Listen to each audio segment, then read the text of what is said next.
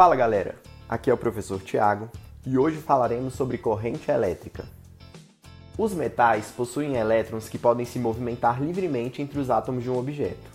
Entretanto, esse movimento é geralmente desordenado, de modo que se somarmos idas e vindas dos elétrons em um mesmo corpo, no final das contas, nada muda. Isso ocorre porque, a princípio, não há motivação para que os elétrons tenham uma direção preferida para se movimentarem. Entretanto, se houver uma região predominantemente mais positiva, os elétrons tendem a se movimentar de forma ordenada em direção a ela. Quando temos um movimento ordenado de cargas, chamamos esse fluxo de corrente elétrica. Essa imagem mostra uma pilha. Quando interligamos o seu polo positivo com o negativo por meio de um fio, os elétrons tendem a deixar a região negativa e irem em direção à região positiva. Isso ocorre enquanto houver essa diferença elétrica entre os dois polos.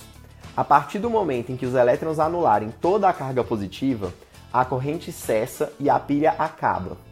O sentido real da corrente elétrica sempre vai ser do polo negativo para o polo positivo.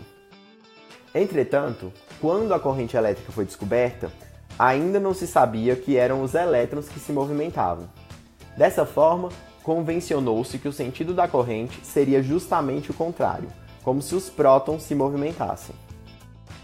Por conta disso, o sentido contrário ao da movimentação dos elétrons é chamado de sentido convencional da corrente, e é ele que vamos utilizar em todas as situações que envolvem a corrente elétrica.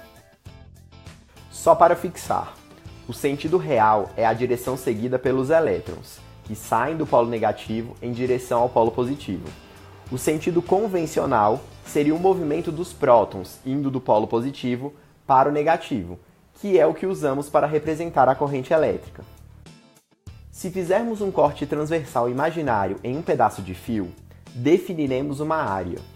Se considerarmos essa área como um portal por onde passam os elétrons, podemos definir a intensidade de corrente como a quantidade de carga que passa nesse portal em determinado tempo.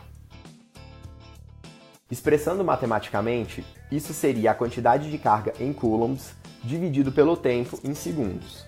Dessa forma, a intensidade de corrente elétrica é dada em coulombs por segundo, que também é chamada de ampere. Por exemplo, pela seção reta de um fio, passam 5 vezes 10 a 18 elétrons a cada 2 segundos. Sabendo que a carga elétrica elementar vale 1,6 vezes 10 a menos 19 coulombs, determine a intensidade da corrente elétrica que percorre o fio. Bom, a intensidade da corrente é determinada pela quantidade de carga e pelo tempo. O tempo foi dado, entretanto, a quantidade de carga precisa ser determinada de acordo com a quantidade de elétrons que estão passando pelo fio. Se cada elétron carrega 1,6 vezes 10 a menos 19 coulombs de carga, para determinar a carga total, basta multiplicar esse número por 5 vezes 10 a 18, que é o total de elétrons. Fazendo isso, teremos 8 vezes 10 a menos 1, ou ainda 0,8 coulombs. Com o total da carga e o tempo, conseguimos calcular a intensidade da corrente. Passam pela seção do fio 0,8 coulombs de carga a cada 2 segundos.